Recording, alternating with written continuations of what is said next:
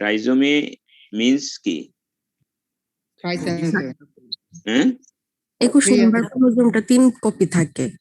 3 copy থাকে, normally 2 copy থাকে, তাই না? সেখানে যদি 3টা আসে তাইলে মানে একটা যদি এক্সট্রা আসে, এক্সট্রা আসার নামই হচ্ছে ট্রাইজোমি, সহজ কথা যেটা। যেমন ট্রাইজোমি 21, ট্রাইজোমি 18, ট্রাইজোমি 13, এই 3টা খুব পরিচিত ক্রোমোজোমাল অ্যাবনরমালিটি, নিউমেরিক্যাল অ্যাবনরমালিটি, এটাকে বলি অ্যানোপ্লয়েডি, মানে একটার বাড়তে পারে, আবার কোনো সময় দেখা যায় যে একাধিক বাড়তে পারে, সেটাকে আমরা বলি পলিপ্লয়েডি, তাই না? এই টার্মগুলো কি তোমাদের জানা আছে? নিশ্চয়ই জানা আছে। এটা তো প্যাথোলজিতে তোমাদের পড়ার কথা। তাহলে ডাউন সিনড্রোমটা হচ্ছে ট্রাইজোমি 21, এর অর্থ হচ্ছে যে 21 নাম্বার ক্রোমোজোমে একটা এক্সট্রা কপি থাকবে, একটা বেশি থাকবে, এবং এটার যে যত প্রেজেন্টেশন ডাউন সিনড্রোম যে কারণে হচ্ছে সেটা হচ্ছে এই এক্সট্রা 21 ক্রোমোজোমের জন্য, ঠিক আছে? তাহলে আসো আমরা দেখি। আমরা এই যে ছবিটা দেখতে পাচ্ছ, এটা আমাদের ওয়ার্ডের একটা পেশেন্ট, ঠিক আছে? এই বাচ্চাটা দেখতে পাচ্ছ? জি স্যার। কিরকম দেখতে, কিরকম মনে হয়?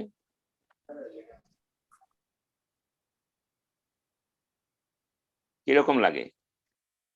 স্বাভাবিক বাচ্চা? না স্যার। একটু দেখে বলো দেখি, দেখতে কেমন লাগে? জাস্ট সাদা মোটা ভাবে যদি দেখলে কেমন মনে হয়?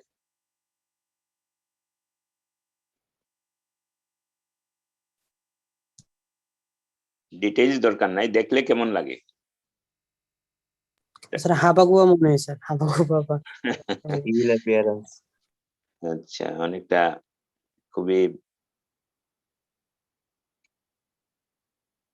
তো এটাই হচ্ছে একটা ডাউন সিনড্রোমের পেশেন্ট। এটা দেখলেই তুমি বুঝতে পারবা যে এটা ডাউন সিনড্রোম। ডাউন সিনড্রোমটা মেইনলি ক্লিনিক্যাল ডায়াগনোসিস, তুমি দেখে বুঝে ফেলতে হবে যে এটা ডাউন সিনড্রোম। এটা পরীক্ষা করে ডাউন সিনড্রোম মানে এস্টাবলিশ করতে হয় না। তো এখানে আমরা বলছি 21st March, that is the 3rd month of each year, is the World Down Syndrome Day.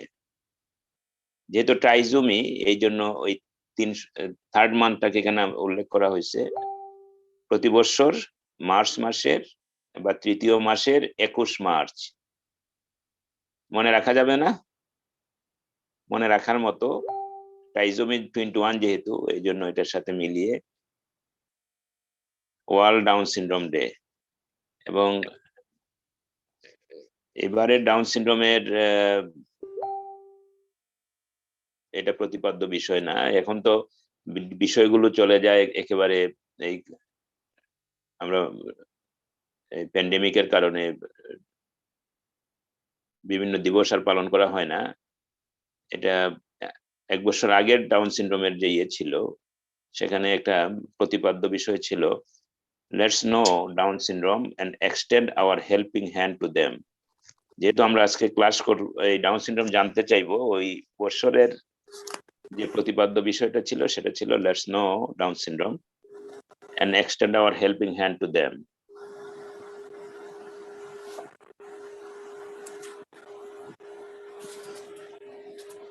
আমাদের অবজেক্টিভ হচ্ছে at the end of the session students will able to describe the common facts about Down syndrome, enlist the types of Down syndrome, enumerate the clinical features of Down syndrome, outline the steps of diagnosis of Down syndrome, set up a management plan of Down syndrome.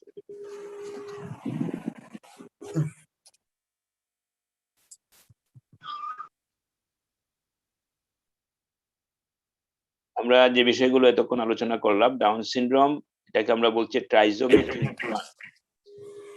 Trisomy 21 or Down syndrome is the most common genetic cause of moderate intellectual disability caused by extra genetic material from chromosome 21.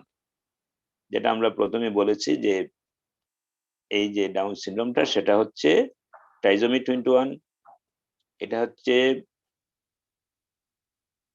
Intellectual ডিসেবিলিটির একটা গুরুত্বপূর্ণ কারণ, এবং এই বিষয়টা হচ্ছে এই extra 21 ক্রোমোজোমের জন্য মেইনলি। ডাউন কেন হলো, এটার নাম ডাউন আসলো কিভাবে? British physician John Langdon Down first described the physical feature of Down syndrome in 1866, so it is called Down syndrome. তাহলে ব্রিটিশ ফিজিশিয়ান ল্যাংডন ডাউনের নাম অনুসারে এটা হয়েছে, এটার নাম ডাউন সিনড্রোম, এবং উনি এটার প্রথম ফিজিক্যাল ফিচার গুলো ডিসক্রাইব করেছেন। The most common type of trisomy is the trisomy 21, এবং এই ট্রাইজোমি 21 কে যদি আমরা ক্যারিওটাইপ করি তাইলে কি হবে? এটা বলো তো দেখি কি হবে। এখানে লেখা আছে 47XX plus 21 অথবা 47XY plus 21। তাইলে ওই যে ট্রাইজোমি এটার জন্য 46 এর জায়গায় 47 হয়ে গেল, আর এটা আসছে 21 নাম্বারে, এই জন্য এইভাবে আমাদেরকে লিখতে হয় 47XX plus 21 অথবা 47XY plus 21। ঠিক আছে, আমরা পরীক্ষাতে কিন্তু এটা অনেক সময় লিখতে বলি, যখন একটা শর্ট কেস দেওয়া হবে তোমাদের ডাউন সিনড্রোম পরীক্ষায় কিভাবে আসবে, এজ এ শর্ট কেস। ঠিক আছে, 5th ইয়ার ফাইনালে তোমাদের শর্ট কেস থাকতে পারে ডাউন সিনড্রোম। যখন ডাউন সিনড্রোম থাকবে তখন এক্সামিনাররা বলে যে এটার ক্যারিওটাইপটা লেখো, তখন কিন্তু তোমাকে লিখতে হবে, খেয়াল করে লিখতে হবে। The incidence of Down syndrome in live births is approximately 1 in 733.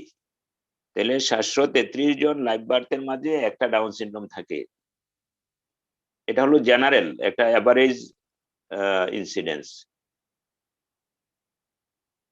Down syndrome is associated with congenital anomalies and characteristic dysmorphic feature which is always present or pathognomonic. যে কথাটা আমি বলছিলাম যে ডাউন সিনড্রোম দেখেই তোমাকে, তার চেহারা দেখেই তোমাকে বুঝতে হবে যে ইট ইজ ডাউন সিনড্রোম, কারণ ইট ইজ প্যাথোগনোমনিক। এটাকে ডিসমরফিক ফিচার বলে, আগে এটাকে মঙ্গলয়েড ফিচার ফেসিস বলা হতো, এখন আর মঙ্গলয়েড শব্দটা আমরা বলি না, ডিসমরফিক ফিচার বলি। তাইলে তুমি তার যে চেহারাটা দেখেছো, এই চেহারাটা, এই ফেসটা দেখলেই বুঝতে হবে যে it is Down syndrome. Mental retardation is constant but non specific. প্রত্যেকটা ডাউন সিনড্রোমেরই মেন্টাল রিটার্ডেশন থাকে, মাইল্ড টু সিভিয়ার, প্রফাউন্ড হতে পারে, তো থাকবে, মেন্টাল রিটার্ডেশন থাকবেই, এটা variable but mental retardation is constant. এবং ওয়ান অফ দ্য, তোমাকে যদি ভাইবাতে প্রশ্ন করা হয় যে মেন্টাল রিটার্ডেশনের কজ বলো, জেনেটিক কজ যখনই আসবে তখন ডাউন সিনড্রোমের নাম বলতে হবে। Affected individuals are more prone two congenital heart disease. তাদের আরো অনেকগুলো কনজেনিটাল অ্যাসোসিয়েশন থাকে, এর মাঝে হার্ট ডিজিজ থাকে বেশি, সেটা আমরা দেখব যখন আমরা ইন্ডিভিজুয়াল ফিচার গুলো নিয়ে আলোচনা করব। Congenital and acquired gastrointestinal anomalies and hypothyroidism আর কমন। তাদের আরো কিছু কনজেনিটাল থাকে, প্রবলেম থাকে, সেটা হচ্ছে গ্যাস্ট্রোইন্টেস্টাইনাল অ্যানোমেলিজ থাকতে পারে, যেমন তোমার আম্বিলিক্যাল হার্নিয়া একটা কমন বাইর থেকে দেখা যায়, আম্বিলিক্যাল হার্নিয়া থাকতে পারে। তারপরে তোমার তার অ্যানোরেক্টাল অ্যানোমেলিজ থাকতে পারে, তারপর এই ধরনের বিভিন্ন ধরনের গ্যাস্ট্রোইন্টেস্টাইনাল অ্যানোমেলিজ থাকতে পারে। হাইপোথাইরয়েডিজম এটা কমন নিয়ে, যে ডাউন সিনড্রোম এবং হাইপোথাইরয়েড দুইটা কিন্তু আলাদা আলাদা, মানে একসাথেও থাকতে পারে। আবার হাইপোথাইরয়েডিজমের ফিচারের সাথে ডাউন সিনড্রোমের ফিচার মিলে যায় অনেক সময়, যেমন আমি বললাম যে দেখবা তুমি আর কিছু ফিচার আছে, এই দুইটাকে আলাদা করা অনেক সময় আলাদা করতে হয়। একসাথেও ডাউন সিনড্রোমের সাথে হাইপোথাইরয়েডিজম থাকতে পারে, আবার শুধু হাইপোথাইরয়েডিজম অনেকটা সিমিলার টু ডাউন সিনড্রোম কিছু কিছু ফিচার, তখন এটাকে ডিফারেন্সিয়েট করতে হয় হাইপোথাইরয়েড শুধু হাইপোথাইরয়েড কিনা নাকি ডাউন সিনড্রোম উইথ হাইপোথাইরয়েডিজম, সেটা দেখতে হয়। তাহলে ডাউন সিনড্রোমের সাথে হাইপোথাইরয়েড থাকতে পারে। Other abnormalities include leukemia, immune dysfunction, diabetes mellitus, and problems with hearing and vision. এগুলো থাকতে পারে।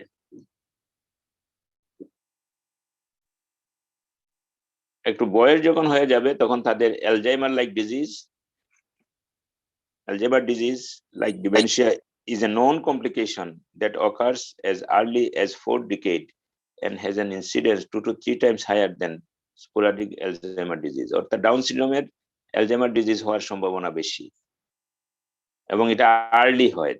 অ্যালজাইমার ডিজিজ সাধারণত নর্মালি দেখা যায় যে 5th ডিকেড অথবা 6th ডিকেডে হয়, কিন্তু ডাউন সিনড্রোমের ক্ষেত্রে 4th ডিকেডে শুরু হয়ে যায়। Most males with Down syndrome are sterile, but some females have been able to reproduce with a 50% chance of having trisomy 21 pregnancies. এদের আরো কিছু সমস্যা থাকে, যেমন developmental delay is universal. Developmental delay এই শব্দটা কি বুঝো তোমরা? কোন একজন বলো দেখি।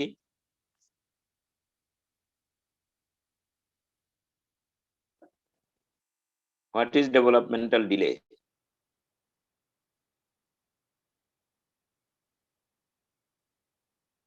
কি তোমরা আছো নাকি ক্লাসে না নাই? জি স্যার। ডেভেলপমেন্টাল ডিলে শব্দটার অর্থ কি বুঝো? একটু বুঝাই স্যার দিলে এজের সাথে ডেভেলপমেন্ট, স্যার এজের সাথে ডেভেলপমেন্ট হচ্ছে ল্যাগ বিহাইন্ড হবে, মানে sir what is development and what is growth, এই দুইটা শব্দ কি আলাদা করতে পারো? সাদা মাটা ভাবে বলো তো দেখি, গ্রোথ বলতে কি বুঝো? গ্রোথ এর প্যারামিটার কি? না, গ্রোথ তুমি কেমনে বুঝবা? তোমার গ্রোথ হইলো কিনা বা একটা বাচ্চার গ্রোথ হইলো কিনা, এটা কি দিয়ে আমরা বুঝি? প্যারামিটার কি? স্যার ফিজিক্যালি বুঝতে পারি, মেন্টালি বুঝতে পারি গ্রোথ। ফিজিক্যাল গ্রোথটা মেইনলি ফিজিক্যাল, ঠিক আছে। আর মেন্টাল গ্রোথ যেটা বা অ্যাকুইজিশন অফ স্কিলস, এটা কি বলা হয়? ডেভেলপমেন্ট। যেমন তুমি একটা বাচ্চা বড় হইলো কিনা ফিজিক্যালি, এটা দেখার জন্য আমরা কি করি? ওয়েট নেই না? জি স্যার। হাইট নেই না? জি স্যার। ওএফসি নেই, অক্সিপিটো ফ্রন্টাল সার্কামফারেন্স, মিড আপার আর্ম সার্কামফারেন্স, এই সবগুলো হচ্ছে গ্রোথের প্যারামিটার। এগুলো দেখে দেখে আমরা বুঝি যে একটা বাচ্চা ফিজিক্যালি বড় হচ্ছে কিনা, যতটুকু হওয়ার কথা বয়স অনুযায়ী সেটা হচ্ছে কিনা। প্রত্যেকটা বয়সে কতটুকু হওয়ার কথা, জন্মের সময় একটা বাচ্চার ওজন কত হওয়ার কথা? জন্ম ওজন জানো নাকি তুমি? 2.5 2700 গ্রামের থেকে বেশি হবে পর্যন্ত? স্যার, 2700 গ্রাম থেকে বেশি হবে। আরেকটু স্পেসিফিক তোমরা বলবা, সেটা হলো 2.5 থেকে আপ টু 4 কেজি। 4 কেজি হয়ে গেলে এটাকে ম্যাক্রোসোমিক বলা হয়। নর্মাল ওয়েট হচ্ছে 2.5, অর্থাৎ 2500 গ্রাম থেকে 3 কেজি 999, 3999 গ্রাম পর্যন্ত, এটা হচ্ছে নর্মাল ওয়েট, ঠিক আছে। 2 কেজি 2.5 কেজি মানে 2499, এটা হলো লো বার্থ ওয়েট। 4 কেজি 4000 গ্রাম, এটা হলো বিগ বেবি। ক্লিয়ার কিনা? জি স্যার। হ্যাঁ, তাইলে এই যে তাহলে গ্রোথ হচ্ছে ফিজিক্যাল ম্যাচুরেশন, আর স্কিল ম্যাচুরেশন একটা মানুষের শুধু বড় হইলেই হবে না, তার যে কাজগুলো তার আসার কথা, এই বয়স অনুযায়ী সে যে কাজগুলো পারার কথা, সেই কাজগুলো যদি সে করতে পারে বা করতে পারলো কিনা সেটা দেখার যে বিষয়, সেটাই হচ্ছে ডেভেলপমেন্ট। তাইলে acquisition of skills and functions, এটাই হচ্ছে ডেভেলপমেন্ট। তাইলে গ্রোথ একটা বিষয়, ডেভেলপমেন্ট আরেকটি বিষয়। তাইলে গ্রোথ যেমন দরকার, পাশাপাশি ডেভেলপমেন্ট আরো বেশি দরকার। যেমন একটা বাচ্চা তার মায়ের দিকে তাকায় হাসে কিনা বা মাকে চিনতে পারে কিনা, এটা হচ্ছে একটা ডেভেলপমেন্টাল মাইলস্টোন। আবার একটা বাচ্চা তোমার তার যে গ্রস মোটর ম্যাচুরেশন এটা আসছে কিনা, সে দাঁড়াতে পারছে কিনা, তার ঘাড় নেক কন্ট্রোল হলো কিনা, সে বসতে পারলো কিনা, সে দাঁড়াতে পারলো কিনা, সে হাঁটলো কিনা, এটা হচ্ছে এক ধরনের স্কিল ম্যাচুরেশন। সে লিখতে ধরতে পারলো কিনা, সে মুখে খানা তুলতে নিজে নিজে খাইতে পারলো কিনা, সে কলম ধরতে পারলো কিনা, সে কি বলে শার্টের বোতাম লাগাইতে পারলো কিনা, এগুলো অনেকটা ফাইন ওয়ার্ক, ফাইন মোটর বলি এটাকে।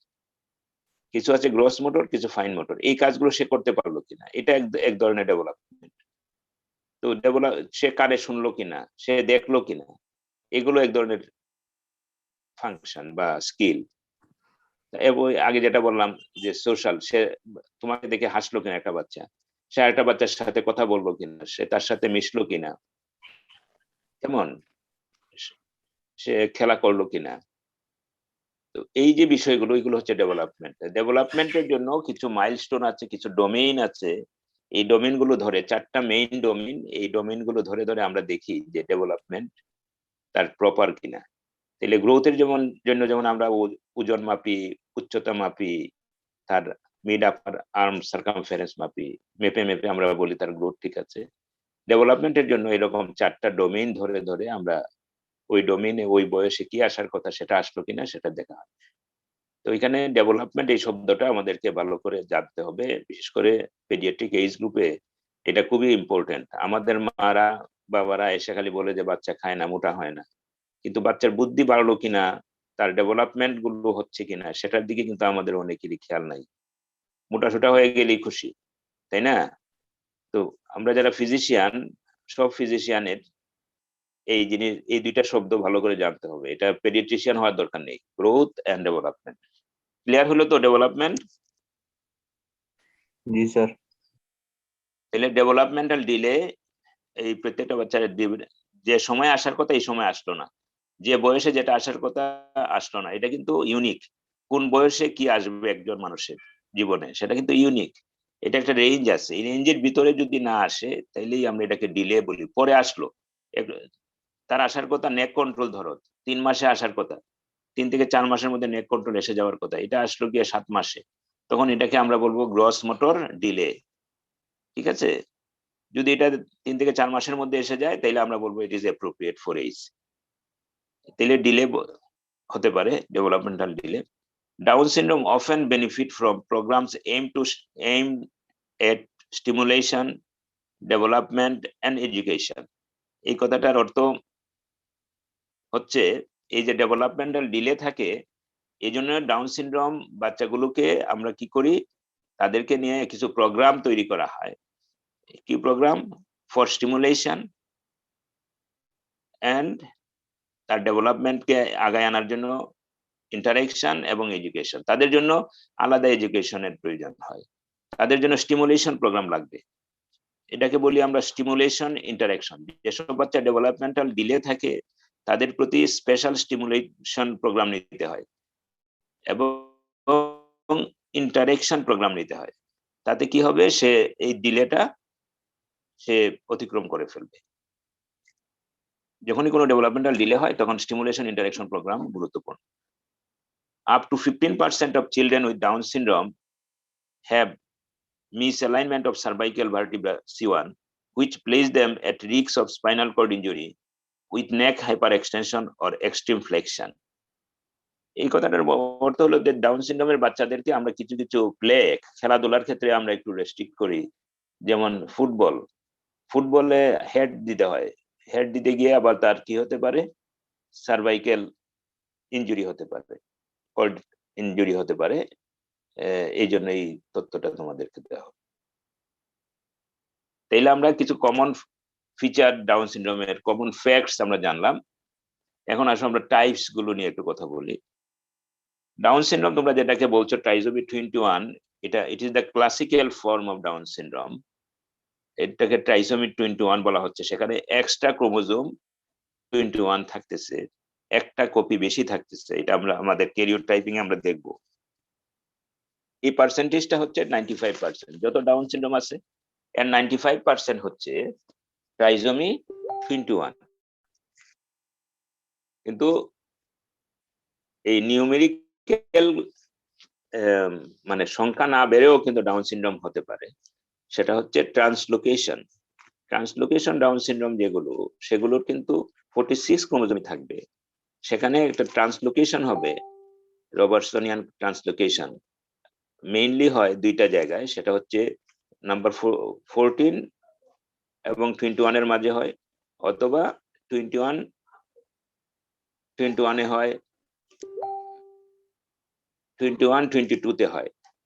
এই এগুলোতে তোমার ট্রান্সলোকেশন হয়। 14 নাম্বার ক্রোমোজোমে হতে পারে 14 সাথে 21-এর, 21-এর সাথে 21-এর, অথবা 21-এর সাথে 22-এর ট্রান্সলোকেশন হতে পারে। সেই পার্সেন্টেজটা হচ্ছে 4%। আর মোসাইজিজম মানে নর্মাল এবং অ্যাবনর্মালের কম্বিনেশন এরকম হতে পারে 1%। তাইলে তিনটা টাইপ তোমাদেরকে যদি বলা হয় রিটেনে আসে, সেক্ষেত্রে ট্রাইজোমি 21 95%, ট্রান্সলোকেশন 4%, ট্রান্সলোকেশন গুলো কোন কোন ক্রোমোজোমের মাঝে হয়, এবং মোসাইজিজম 1%।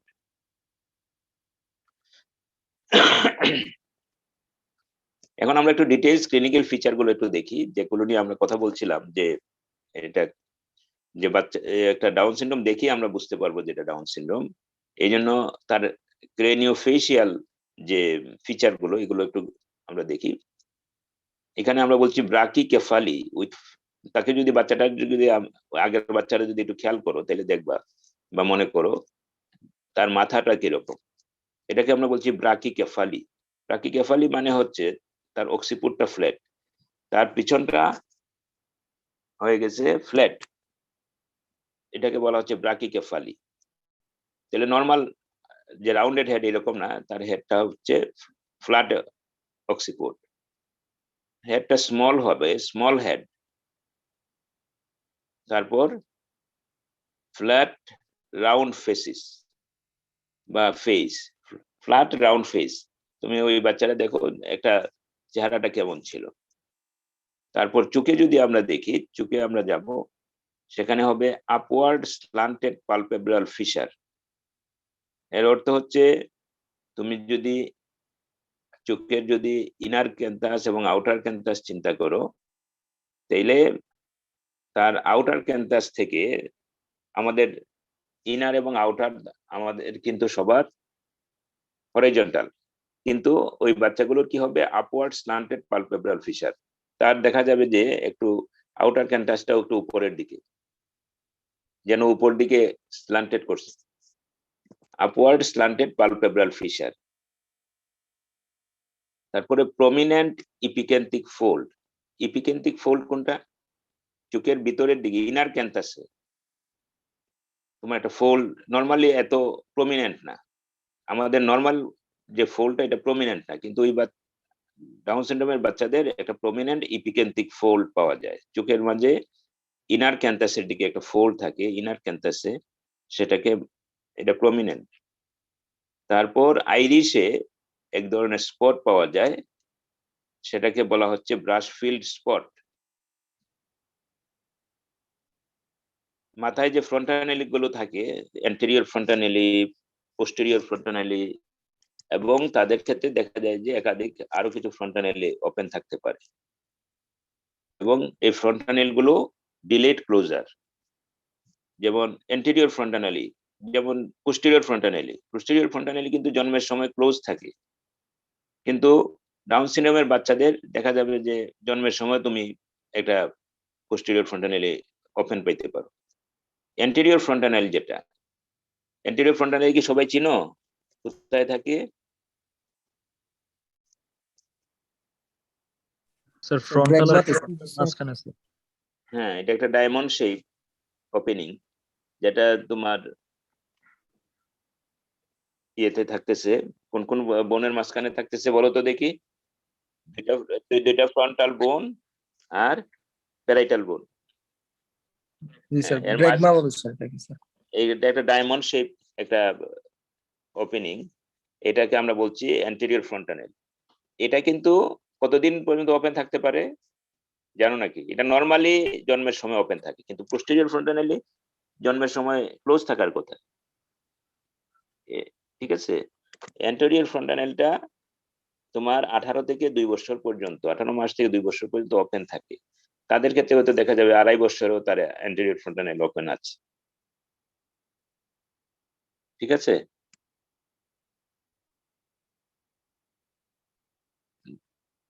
তারপরে হচ্ছে frontal sinus and mid facial hypoplasia, short hard palate, small nose with flat nasal bridge, নোজটা ছোট আর নেজাল ব্রিজটা ফ্ল্যাট।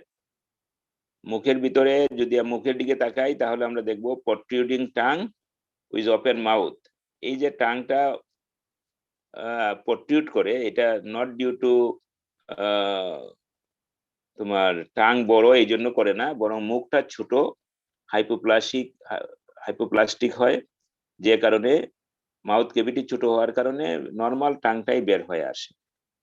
এটাকে এরকম আমরা দেখি যে প্রট্রুডিং টাং উইথ ওপেন মাউথ, এবং তার যে কানগুলো তাকে বলা স্মল ডিসপ্লাস্টিক হেয়ার। আগের স্লাইডটা দেখালে ভালো হয়। আগের স্লাইডটা আসছে না।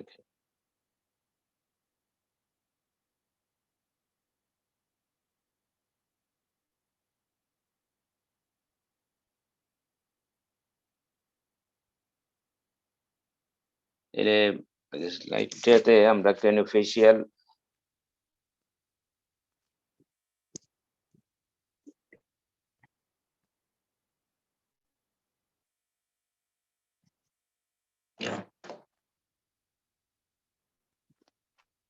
একটু দেখাচ্ছি না।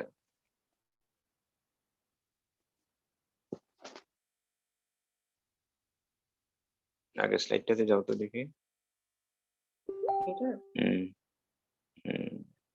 আসলো না কেন?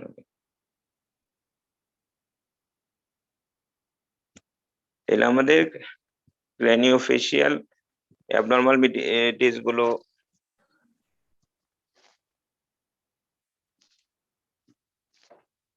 এই স্লাইডের কোন এটা তোমরা জানতে চাচ্ছ?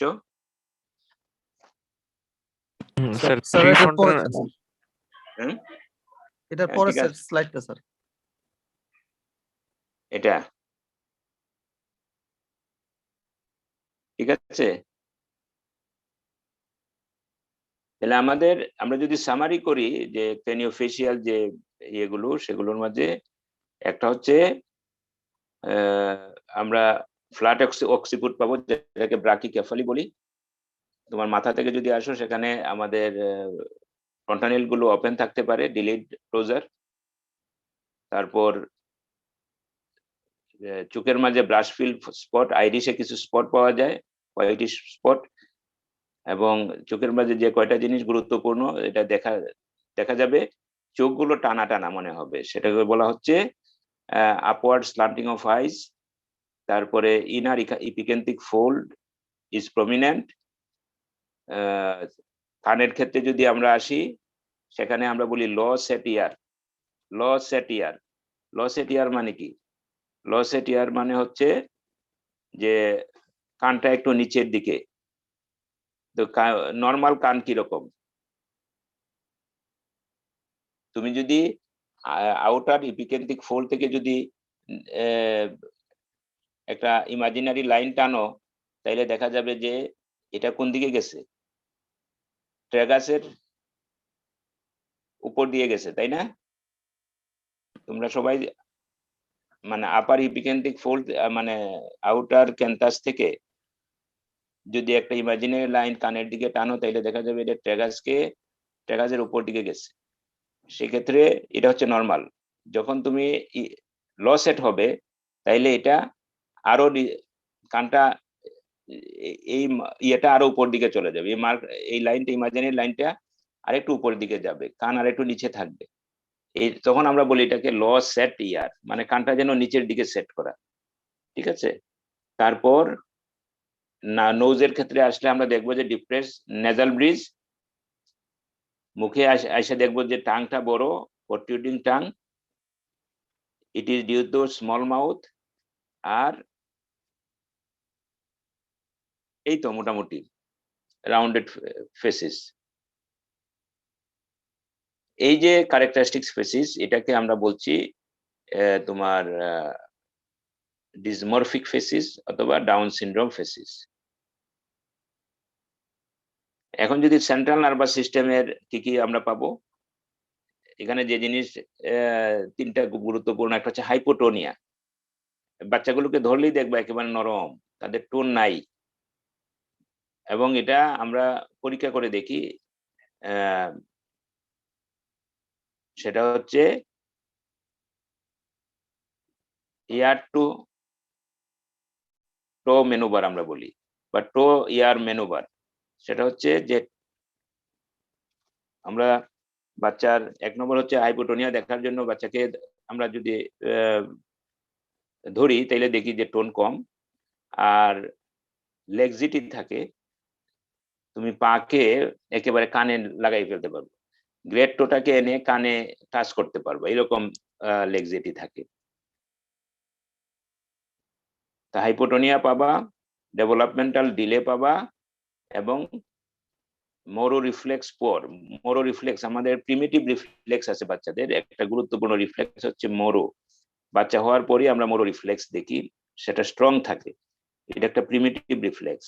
কিন্তু এই বাচ্চাদের ক্ষেত্রে পোর থাকবে, এই রিফ্লেক্সটা কম। তাইলে হাইপোটোনিয়া, ডেভেলপমেন্টাল ডিলে এবং পোর মোরো রিফ্লেক্স। এটা তো দেখতে হবে রে, এটা এক্সপ্লেইন করা কঠিন। এটা তোমরা যখন ওয়ার্ডে আসবা, নিউনেট যখন দেখবা, তখন এটা জিজ্ঞেস করবো আমাদেরকে বা রেজিস্টারদেরকে, দেখাই দেওয়া হবে। ঠিক আছে, এটা তোমার এক্সপ্লেইন করলে আরো জটিল হয়ে যাবে। সহজ জিনিস দেখাই দিলে সহজ। এটা একটা প্রিমিটিভ রিফ্লেক্স, এটা জেনে রাখো। হ্যাঁ, এটা নিউনেটে স্ট্রং হয়, জন্মের পর পরই মোরো রিফ্লেক্স স্ট্রং হয়, কিন্তু এরপরে এই বাচ্চাদের ক্ষেত্রে, ডাউন সিনড্রোমের বাচ্চাদের ক্ষেত্রে দেখা যাবে যে মোরো reflex poor.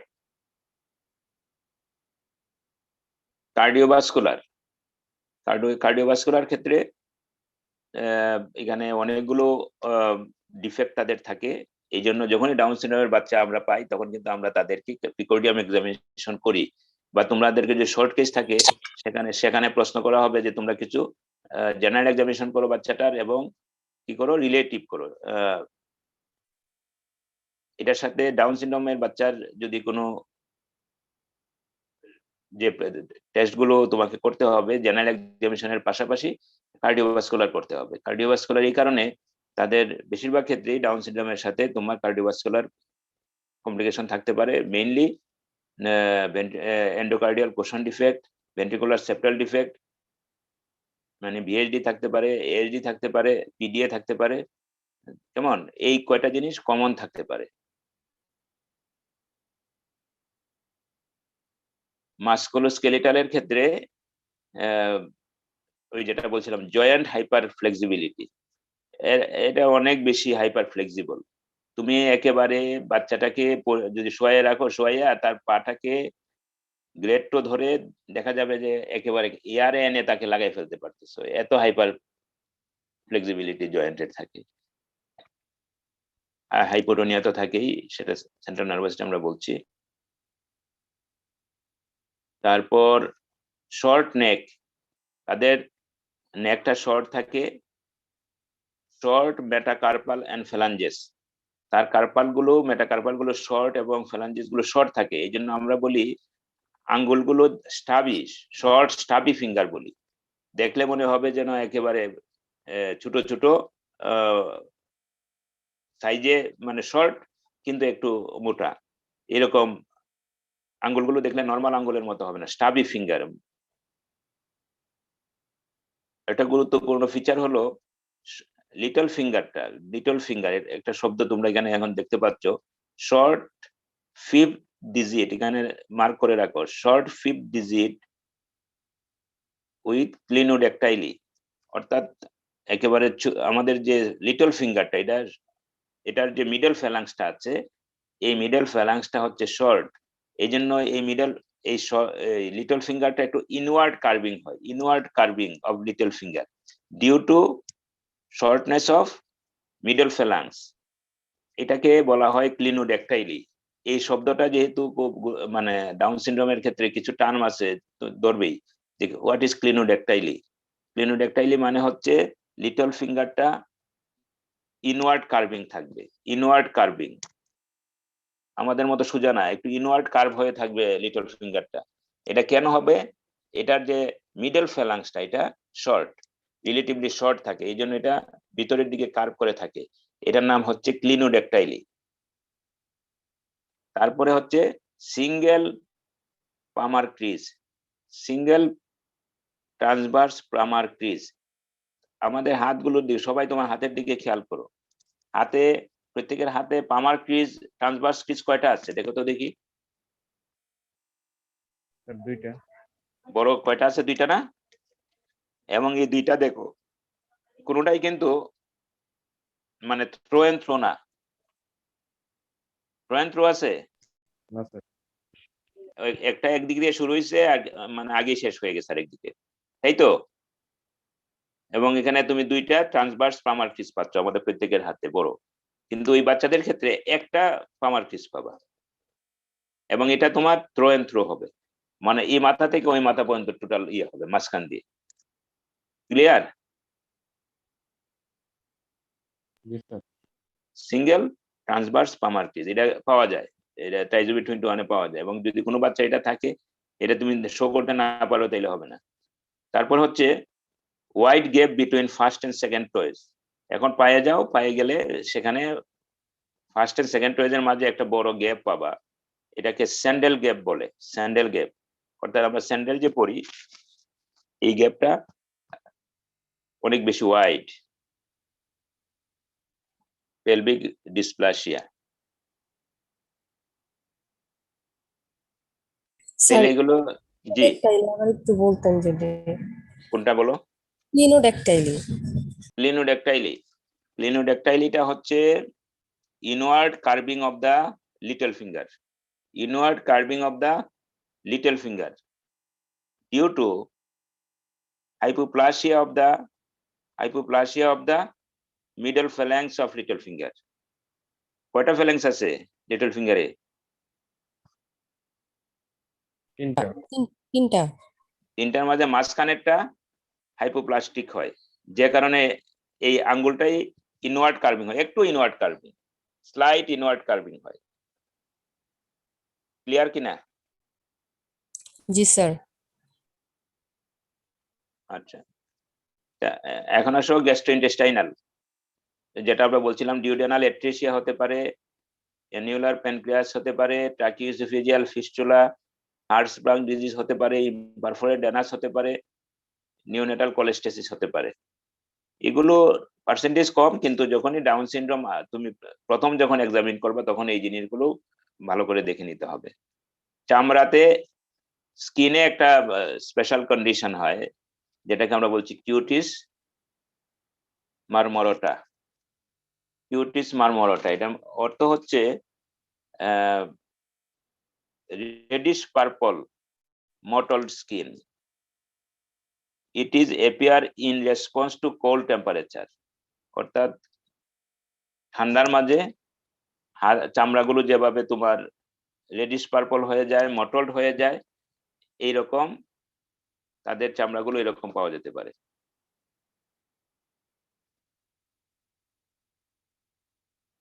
Additional feature that can develop or becomes symptomatic with time.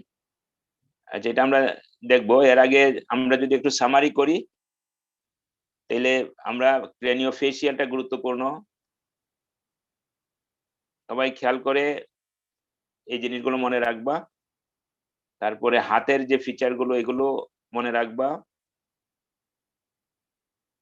তারপর হচ্ছে তোমার আমরা পিকোর্ডিয়ামে যে ফিচার গুলো পাওয়া যায় সেগুলো মনে রাখতে হবে, কার্ডিওভাস্কুলার, ঠিক আছে?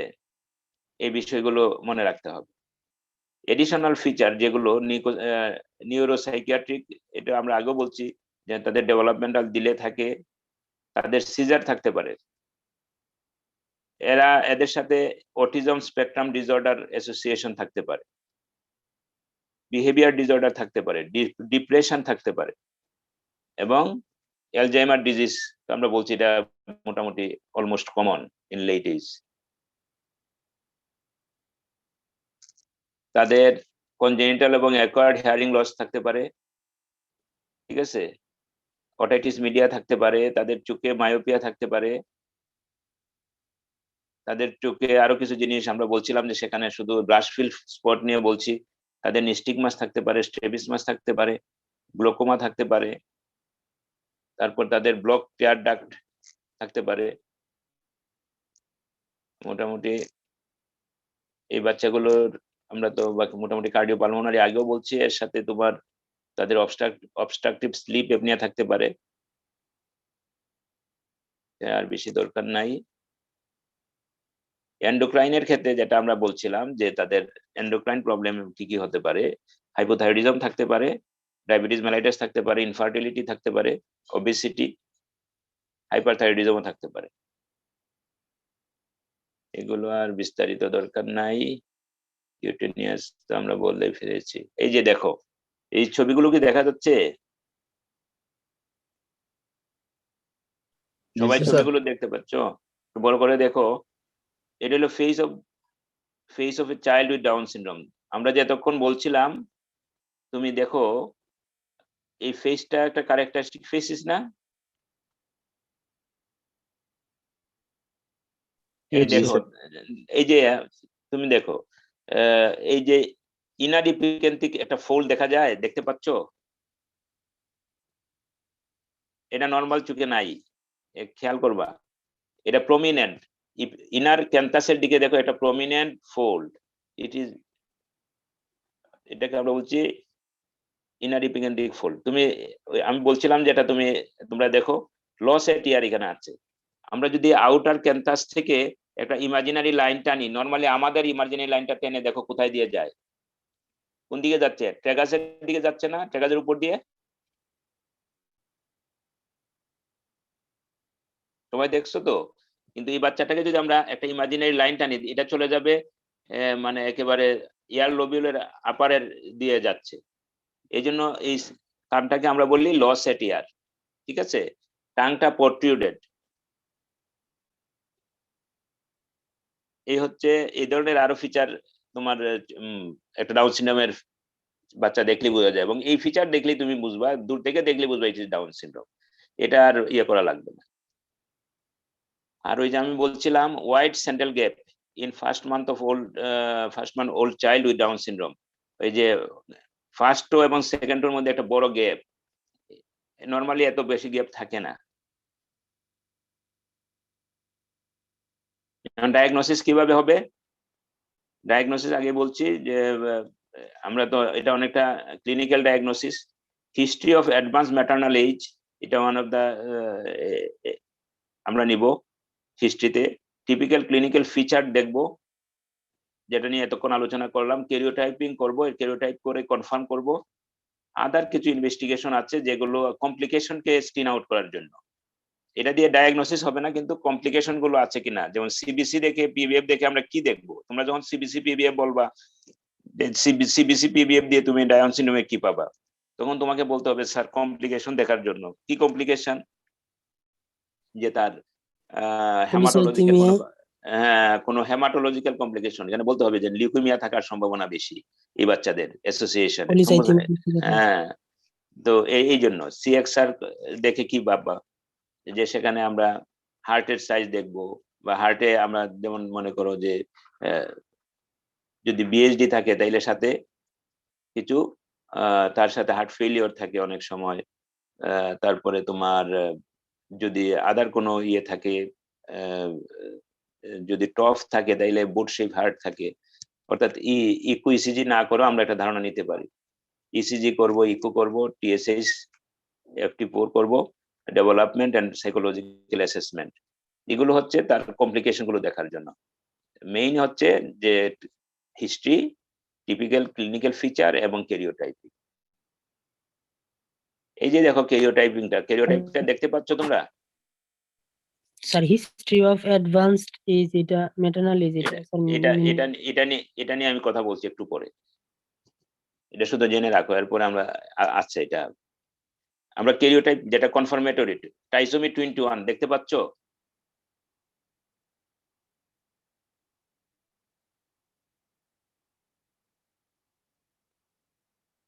দেখছো সবাই? জি স্যার, তাহলে 21 নাম্বার ক্রোমোজোমে কয়টা আছে এখানে? ক্রোমোজোম 3টা স্যার। 3টা আছে। এটা খেয়াল রাখবা। ট্রিটমেন্ট আসলে ডাউন সিনড্রোমের কোনো স্পেসিফিক ট্রিটমেন্ট নাই। ট্রিটমেন্ট অফ অ্যাসোসিয়েটেড কমপ্লিকেশন, তার যদি কোনো কমপ্লিকেশন থাকে সেগুলো ট্রিটমেন্ট করতে হবে, এবং সবচেয়ে গুরুত্বপূর্ণ হচ্ছে কাউন্সেলিং। যেটা গুরুত্বপূর্ণ সেটা নিয়ে আমরা একটু কথা বলি, এবং এটার সাথে আরো কিছু বিষয় আসবে। কাউন্সেলিং এটা খুবই গুরুত্বপূর্ণ। একটা ডাউন সিনড্রোমের বাচ্চা তোমাকে যখনই এটা পরীক্ষায় দিবে, সাথে তোমাকে বলবে ধরো আমি ডাউন সিনড্রোমের বাবা, তুমি আমাকে কাউন্সেলিং করো, অথবা ওই মা তো তুমি ওই মাকে কাউন্সেলিং করো। তাহলে এক্ষেত্রে কয়েকটা নীতিমালা মনে রাখতে হবে। Parents of a child with Down syndrome should be counseled with tact, compassion and truthfulness. এটা মনে রাখতে হবে যে কোনো কাউন্সিলিং সকল কাউন্সিলিং এর ক্ষেত্রে এই কথাগুলো মনে রাখতে হবে। এটা করতে হবে ট্যাক্টফুলি, ধৈর্যের সাথে করতে হবে, এবং আন্তরিকতার সাথে, এবং এখানে সত্য থাকবে, ট্রুথফুলনেস থাকবে। তুমি ডাউন সিনড্রোম বলবা না, তাইলে হবে না। ডাউন সিনড্রোমকে কিভাবে সুন্দর করে ডাউন সিনড্রোম বলবা যাতে মা বাবার জন্য এটা সহনীয় হয়, সেই ধরনের একটি প্রক্রিয়া, সেই ধরনের কৌশল অবলম্বন করাটাই হচ্ছে কাউন্সিলিং এর মূল আর্ট। সত্য কথাটাকে তুমি, হ্যাঁ আপনার বাচ্চা ডাউন সিনড্রোম হয়েছে, ডাউন সিনড্রোম মানে হচ্ছে এই বাচ্চা আপনার এইরকম হবে, সে মানে মেন্টাল রিটার্ডেশন হবে, সে বুদ্ধিশুদ্ধি থাকবে না, হাবাগুবা, যে কথাটা তুমি প্রথমে বলছিলা, তোমরা হাবাগুবা বলতে পারবা মা বাবাকে যে আপনার বাচ্চা হাবাগুবা হবে? না স্যার। এটা বলা যাবে না। অর্থাৎ ট্রুথফুল হবা, কিন্তু এটা উইথ ট্যাক্ট এন্ড কম্পেশন, যে কথাগুলো তাকে সহনীয় ইয়েতে কথাগুলো বলতে হবে, যাতে মা বাবা কষ্ট না পায়। কষ্ট তো পাবে, কিন্তু তুমি তোমার কথা দিয়ে এমন ভাবে বলবা যেন এটা সহনীয় হয়, এটা খেয়াল রাখতে হবে। The parents should be told about the associated problem. তাহলে তাকে প্রথম কাজ হচ্ছে তাকে ডাউন সিনড্রোমটাকে, এই নিউজটা ব্রেক করা, তাকে বলা যে এটা হচ্ছে ডাউন সিনড্রোম। এরপরে হচ্ছে তাকে কি করতে হবে, তাকে অ্যাসোসিয়েটেড কমপ্লিকেশন গুলো বলতে হবে, এবং importance of early stimulation should be highlighted. ওই যে কথাটা বলছিলাম যে যত আগে তুমি ডায়াগনোসিস করবার সাথে সাথে মা বাবাকে আশাবাদ করবা যে আপনার বাচ্চাকে আপনি স্টিমুলেট করেন, তাহলে দেখবেন এই বাচ্চা কিন্তু ভালো হবে। ভালো হবে মানে একবার ভালো হয়ে যাবে এরকম না, এই বাচ্চাগুলো আগায়া যাবে, এই কথাটা বলতে হবে, যে বাচ্চা পিছায়া পড়বে না যদি আপনি আর্লি স্টিমুলেশন করেন। The risk of recurrence should be clearly told to the parents. মা বাবার কাছে একটা গুরুত্বপূর্ণ কোয়েশ্চন থাকে যে এই আমার একটা বাচ্চা তো ডাউন সিনড্রোম হয়ে গেল, পরবর্তীতে যদি আমার আর বা কোনো বাচ্চা হয় তাহলে কি তাদের ডাউন সিনড্রোম হবে? তখন এটাকে ওই রিস্ক ইয়েটা তোমাকে বলতে হবে। এখন আসলে রিস্ক কিভাবে বলবা, যে প্রশ্নটা একটু আগে বলছিলা, recurrence risk, the risk of Down syndrome increase with maternal age. ওই যে কথাটা বলছিলাম, তো একটা ছেলে প্রশ্ন করছিল যে ম্যাটার্নাল এজ নিয়ে কেন প্রশ্ন। দেখো, এট 20 years of age ডাউন সিনড্রোমের রেশিওটা কি 1:1500, 1:1500। এট 30 years of age, মায়ের বয়স যদি 30 হয় তাহলে সেক্ষেত্রে রিস্ক থাকে 1:909। At 35 years of age, 1:384. At 45 years of age, 1:28. তাইলে মায়ের এইজের সাথে ডাউন সিনড্রোমের রিস্ক আছে, এই কথাটা কি প্রমাণ হয়? জি স্যার। এই যে প্রশ্ন করছে, ক্লিয়ার তো? প্রশ্নের আনসার পেয়ে গেছো তো? দ্বিতীয় হচ্ছে child with ট্রাইসোমি 21, parents with normal karyotype. এখন মনে করো child with ট্রাইসোমি 21, parents with normal karyotype. এখন একটা বাচ্চা ট্রাইসোমি হইলো কিন্তু মা বাবা নর্মাল, তাদের normal karyotype. The risk is only slightly greater than for parents in general population. তাইলে আমাদেরকে যখনই একটা ট্রাইজোমির বাচ্চা পাবো তখন নিয়ম হলো তাকে ক্যারিওটাইপ করা এবং মা বাবার ক্যারিওটাইপ করা। ক্যারিওটাইপ যদি করা হয়, যদি দেখা যায় যে মা বাবার ক্যারিওটাইপ নরমাল কিন্তু একটা বাচ্চার ট্রাইজোমি 21 হয়েছে, তাইলে আমরা বলবো যে এই বাচ্চার ক্ষেত্রে, পরবর্তী বাচ্চার ক্ষেত্রে রিস্ক খুবই কম। সাধারণ অন্য বা মায়ের যা হবার সম্ভাবনা ওনারও তাই হওয়ার কথা, অর্থাৎ এখানে রিস্কটা এত বেশি না। সুতরাং এখানে অযথা ভয় দেখানোর খুব বেশি দরকার নাই। এখন তাইলে ট্রাইজোমি 21 এর ক্ষেত্রে বলছি রিস্ক কম, কিন্তু দ্য রিস্ক অফ ট্রান্সলোকেশন, আমরা যে টাইপ গুলো পড়ছিলাম সেখানে 3টা টাইপ পড়ছিলাম। একটা হলো ট্রাইজোমি 21, একটা হচ্ছে ট্রান্সলোকেশন, আর একটা হচ্ছে মোজাইসিজম। এখন ট্রাইজোমি 21 এর ক্ষেত্রে রিস্ক কম, মা বাবার ক্যারিওটাইপ যদি নরমাল হয়। কিন্তু যদি দেখা যায় যে ট্রান্সলোকেশন, বাচ্চার ক্যারিওটাইপ করে দেখা গেলো যে এটা ট্রান্সলোকেশন আছে, ট্রান্সলোকেশন যদি থাকে এবং মা বাবারও আমরা ইয়ে করলাম, ক্যারিওটাইপ করলাম, করে আমরা দেখলাম তার স্ট্যাটাসটা কি, সেক্ষেত্রে দেখো যদি 14-21 ট্রান্সলোকেশন হয়, অর্থাৎ 21-এর সাথে 14-এর ট্রান্সলোকেশন যদি হয়, তাইলে এবং মা যদি ট্রান্সলোকেশন ক্যারিয়ার হয়, মারও যদি ট্রান্সলোকেশন থাকে, তাইলে সেক্ষেত্রে রিস্ক হচ্ছে 10%। 14-21 ট্রান্সলোকেশন বাচ্চাটার আছে, বাবার ট্রান্সলোকেশন আছে, সেক্ষেত্রে রিস্ক হলো 2.5%। আর কারো ট্রান্সলোকেশন নাই কিন্তু শুধু বাচ্চা, যে বাচ্চাটা আমরা পাইলাম ডাউন সিনড্রোমে তাই শুধু ট্রান্সলোকেশন আছে, সেক্ষেত্রে পরবর্তী বাচ্চার ক্ষেত্রে রিস্ক লেস দেন 1%। ক্লিয়ার তো? Yes, sir. এখন 21-21 ট্রান্সলোকেশন যদি থাকে, অর্থাৎ যে বাচ্চাটা তুমি ডায়াগনোসিস করলা তার ট্রান্সলোকেশন দেখলা 21-21, 21-21-এ, সেক্ষেত্রে যদি মা বাবার কারো যদি ট্রান্সলোকেশন না থাকে, তাইলে সেক্ষেত্রে ওই একই রকম তাদের ইয়ে কম, মানে রিকারেন্স রিস্ক কম। কিন্তু 21-21 ট্রান্সলোকেশনের ক্ষেত্রে ফাদার বা মাদারের যদি ক্যারিয়ার হয়, ফাদার বা মাদারের ইয়ে করলা, ক্যারিওটাইপ করলা, করে দেখা যায় তাদেরও 21-21 ট্রান্সলোকেশন আছে, সেক্ষেত্রে কিন্তু রিস্ক 100%। 21-21 ট্রান্সলোকেশনের প্যারেন্টের যদি ইয়ে থাকে, যদি ক্যারিয়ার হয় ওয়ান অফ দ্য প্যারেন্টস, সেক্ষেত্রে তার রিকারেন্স রিস্ক 100%। সুতরাং 21-21 ট্রান্সলোকেশন প্লাস প্যারেন্টস যদি ক্যারিয়ার হয়, তাইলে আমরা বলতে পারি যে তার 100% হওয়ার সম্ভাবনা আছে। সেক্ষেত্রে কিন্তু সে একটা ডিসিশন নিতে পারবে তার পরবর্তী প্রেগন্যান্সি কন্টিনিউ করবে কি করবে না। ক্লিয়ার তো? এখনো বললো যে আমি তো আমার ইয়ে আছে, তাহলে আমি প্রিনেটাল ডায়াগনোসিসটা কিভাবে করা যাবে, যে আমি রিস্ক নিতে চাই, রিস্ক নিয়ে, তাইলে প্রিনেটাল ডায়াগনোসিসেরও তাহলে তুমি তার সামনে অফার করবা যে আপনি হ্যাঁ প্রেগন্যান্সি নিতে পারেন, সেক্ষেত্রে প্রিনেটাল ডায়াগনোসিস করার সুযোগ আছে। একজন মা 40 বছরের মা হতে চায়, তার আর কোনো বাচ্চা নেই, সেক্ষেত্রে তিনি এই রিস্কটুকু নিতে চান, সেক্ষেত্রে আমরা প্রিনেটাল ডায়াগনোসিসের সুযোগ আছে।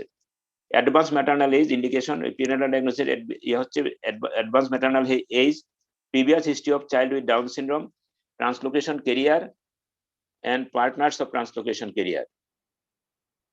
কি কি আমরা প্রিনেটাল ডায়াগনোসিস করতে পারি? দেখো, ম্যাটারনাল সিরাম মার্কার, অর্থাৎ মায়ের সিরাম থেকে আমরা কিছু মার্কার পেতে পারি।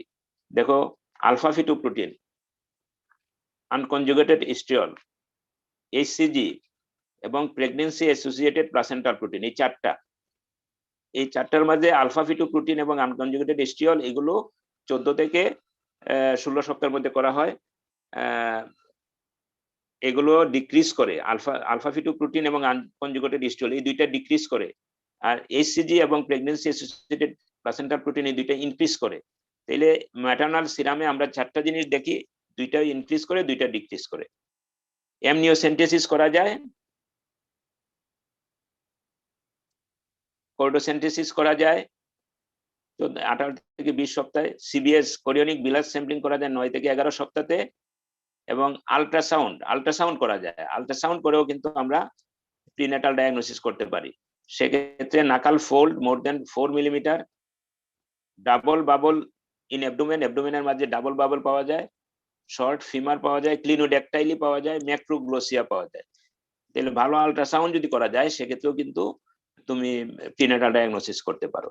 ফিটাল ইকোকার্ডিওগ্রাফি করা যায়, আর fetal cell in maternal circulation fluorescent in situ hybridization করে সেখান থেকেও কিন্তু তোমার প্রিনেটাল ডায়াগনোসিস করা যায়।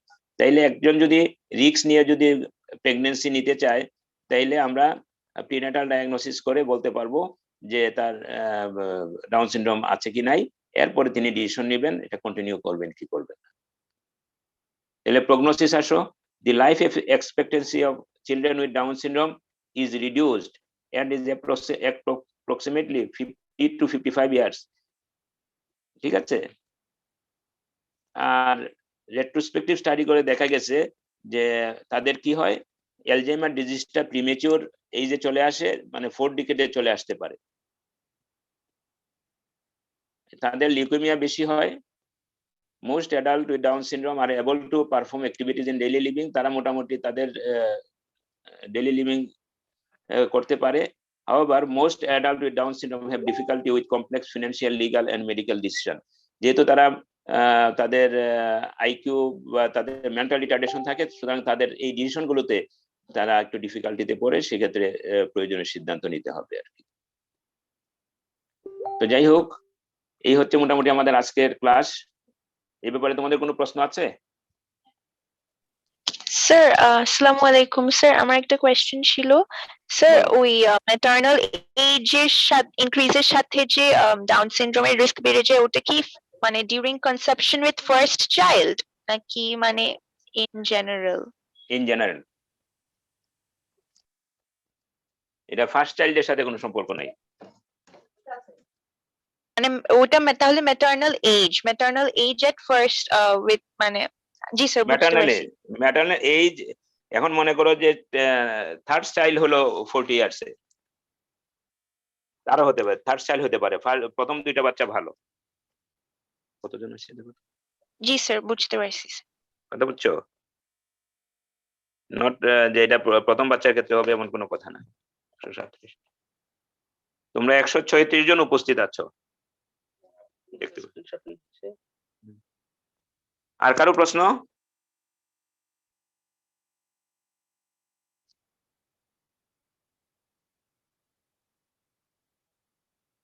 শেষ করে দে। তো ঠিক আছে, thank you. Thank you, sir.